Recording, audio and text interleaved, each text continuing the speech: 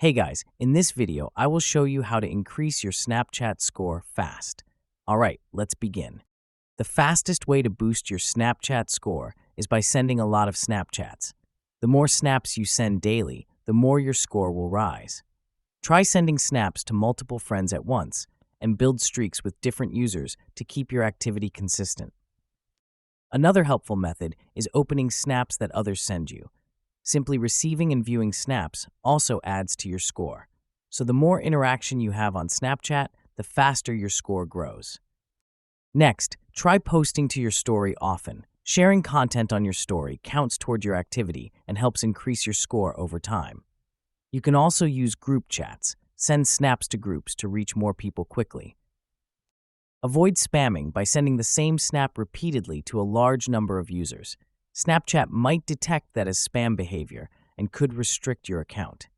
Instead, focus on using Snapchat regularly and naturally. Just keep snapping, replying, and sharing, and your score will go up steadily. So, that's basically how you can increase your Snapchat score fast. And that's it for this video. If you find this helpful, consider subscribing and giving this a big thumbs up. Thanks.